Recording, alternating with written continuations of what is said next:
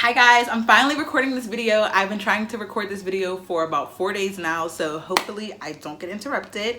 Welcome. This video is going to be about how I lost 60 pounds. Yeah, before we get into the video, don't forget to like, share, comment, subscribe, all that, okay? Thank you.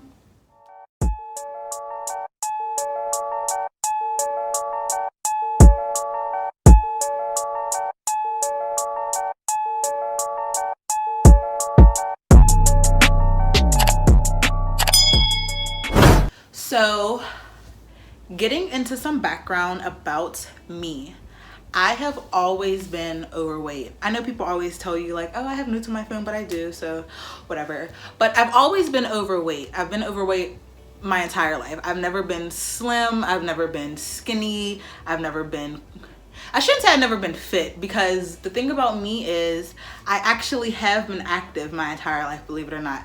I played soccer and I cheered and I did track sometimes, I don't know. I was into a bunch of different sports. Like I did karate. Like I was one of those kids who was in and out of different sports.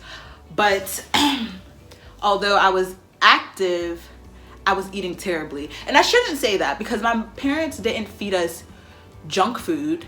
It wasn't like I was just eating sugar and candy all the time, but I didn't understand the importance of portion control, and I guess neither did my parents, or maybe they just didn't enforce it and they just kind of let me do whatever I want. So yeah, I would have a protein, a carb, and a vegetable, but I might double up on potatoes and I might double up on chicken. I don't know.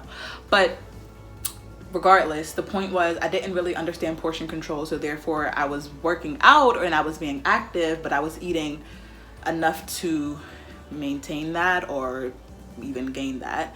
So it got to a point to where I was in high school. I remember being at my heaviest 238 pounds.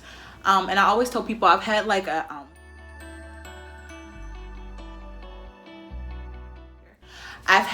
two-leg type of fitness journey, because I remember whenever I decided to move to Atlanta to go to college, before I moved to Atlanta, I wanted to give myself kind of like a fresh start, or like a new start, or whatever you want to call it. And I wanted to move into this new city and like reinvent myself almost, you know? So I told myself that before I went to school that I was going to lose some weight. So that was my goal. So I remember, what was that, 2016? Yeah, 2017, somewhere in between there, before, because I didn't go to school until 2017, so sometime before then. So let's just say the end of 2016, the beginning of 2017, I just got into the gym. There was a LA Fitness near me by my house. We're in my hometown, a couple minutes away. So my sister was always active and my brother was always active, and we were an active family. So I believe my sister had a membership there, and I think I was like bootlegging hers, I don't know. But eventually, after I used hers a little bit, then I got my own. And I remember specifically, there was this one diet specifically that helped jumpstart a lot of my weight loss. And it was the cabbage soup diet. I'm not gonna say I don't recommend it, because it's fun, you can try it, but it helped me lose so much weight, and it helped me lose so much weight so quick. It was one of those 7-10 day challenges or whatever, you know, all you eat is cabbage soup and apples and grapes and fruit and things like that. I can get more specific, but overall that's what the diet was. And coming from someone who, it wasn't that I think it's not that I was eating poorly, I just didn't understand food, if that makes sense. I wasn't able to comprehend different food groups and the foods I needed, and what was better for you than versus what wasn't the greatest, if that makes sense. So with that being said though, I remember I did that. It was like a 7, maybe 10 days, I forget, but I did it for a couple days or a week or however long. And I don't want to say I think I lost like 9 pounds. So being someone who has tried to viciously lose weight their entire lives, like I said, I've been overweight my whole life. I've always been the tall friend. I've always been the big friend. It's just, that's always been me. I was always the tallest one and I was the biggest one. In any picture, any friend group, any function, family setting, anything. I was the big one. So when I seen that and I seen it so quickly, I was like, oh my God, this is working. But mind you, at the time, I was still eating things that I thought were diet foods or healthy foods, but they really weren't the best, like i.e. like Nutri-Grain bars and like those Naked juices. Like now that I know those are like full of sugar and I would never really drink those again.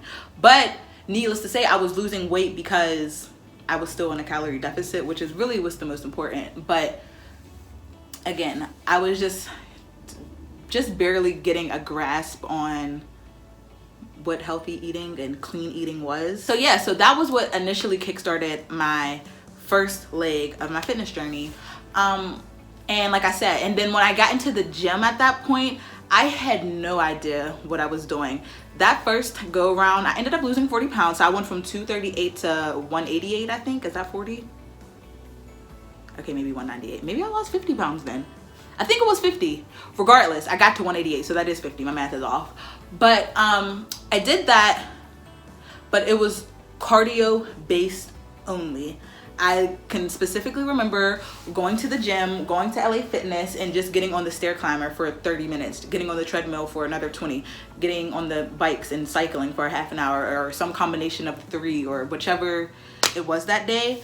And then I would sometimes, you know, throw in like an ab circuit or some sort of like maybe like a 20-pound dumbbell and do some squats and things like that. But overall, cardio based.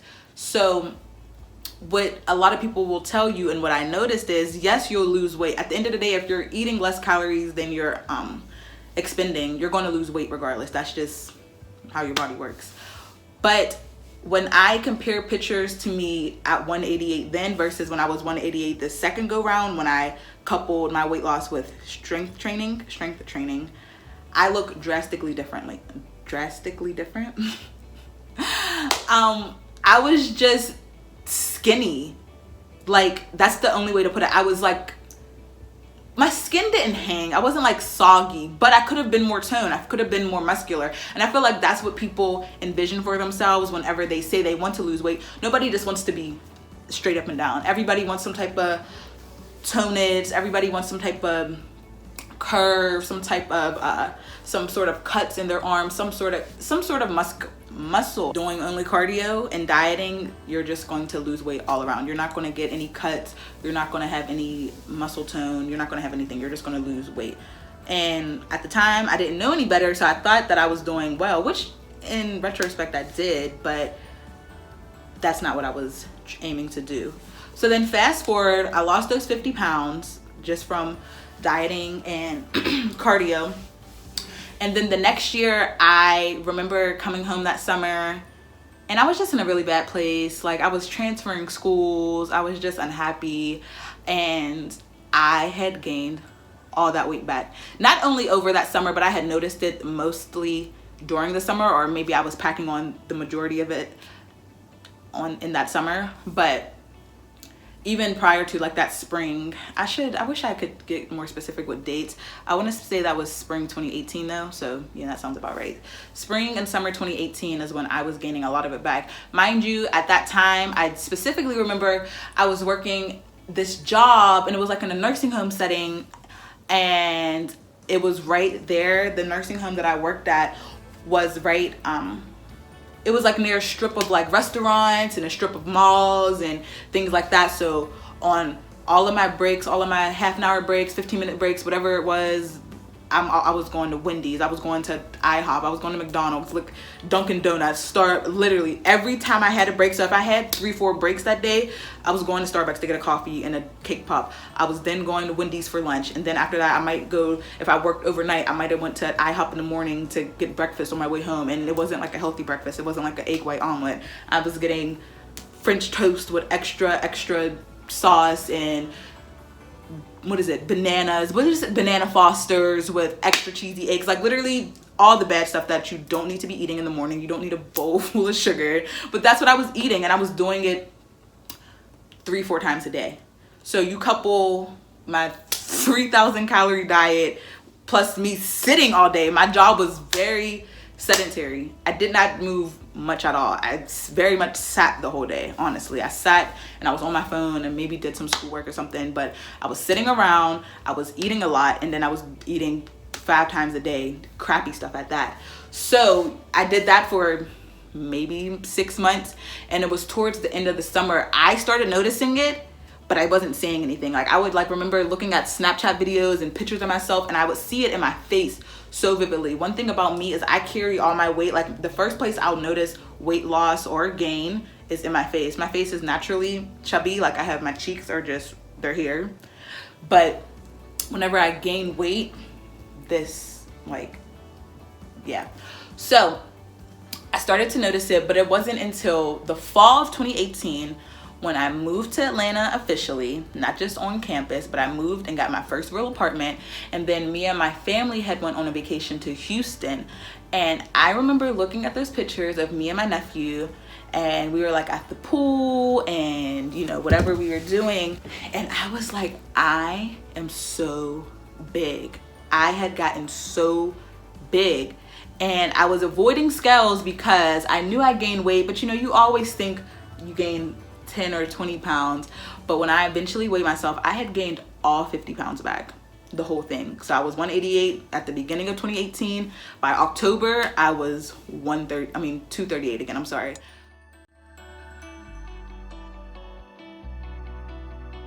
So it was December 3rd. I remember that day because that's when I officially signed up for a new gym in Atlanta. That's when I started my second leg of my fitness journey. The gym I had joined in 2018, December 2018, was this small Black-owned all-women's gym. It was all pink, and it was like cardio and circuit-style base training. It was kind of like Zumba almost, but she made it fun. She made it spunky. She would have like trap cardio and things like that. And basically, you would like dance the whole way through, but it was fun. Like, it sounds corny and cliche, but I had so much fun. And the way she incorporated strength training into her workouts, the way she incorporated all different body parts and all different body groups, yeah, I don't know, the way she incorporated all the different groups just made it so much fun, and it made it so much more interactive that I thoroughly enjoyed it. And I remember in the first month I lost 20 pounds. Honestly, it was like instant. And I did clean up my diet some, but not drastically. It was just because I started being more active. Like, I just started moving. But I lost my first 20 pounds in the first month of joining the gym. So that was at the top of 2019. And I stayed with her until about March.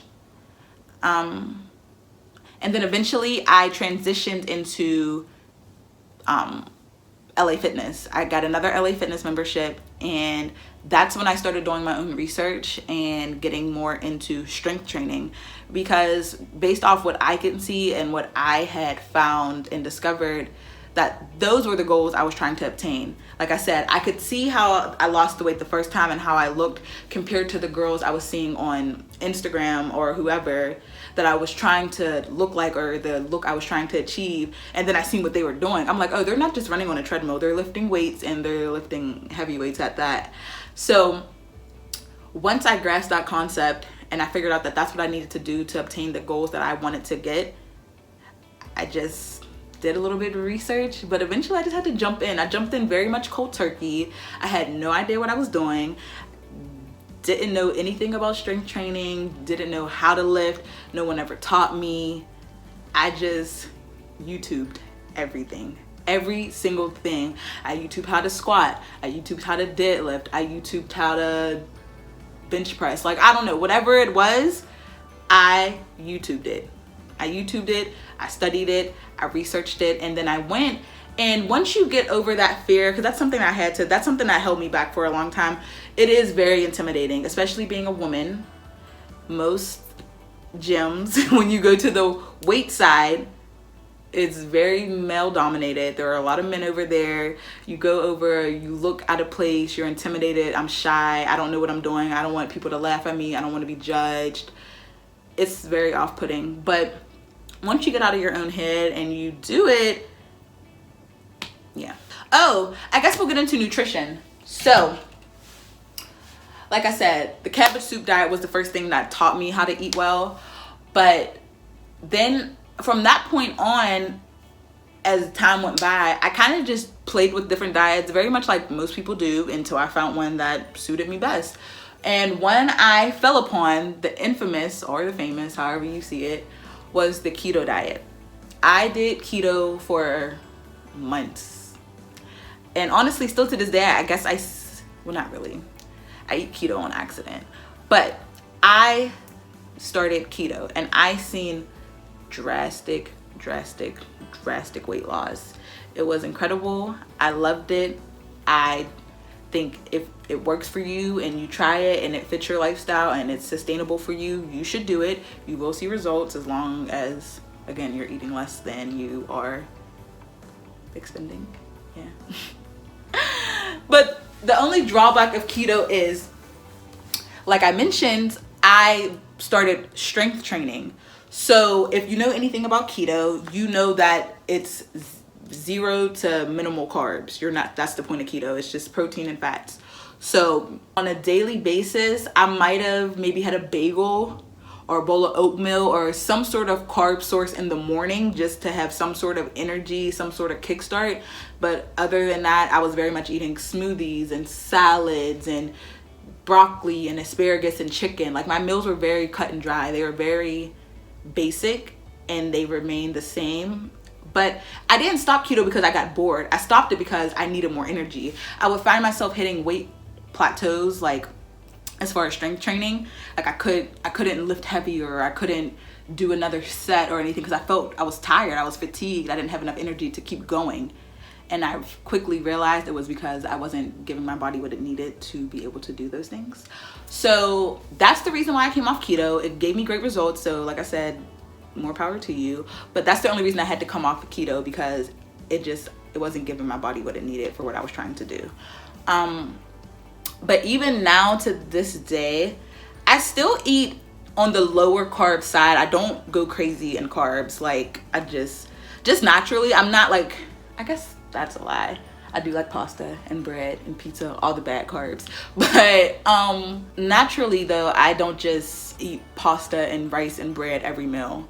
But a normal day of eating for me these days I don't eat breakfast much.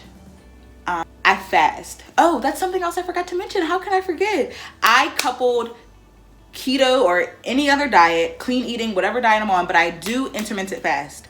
I started off very much like most people do with the 8-hour window, the 16-8 split.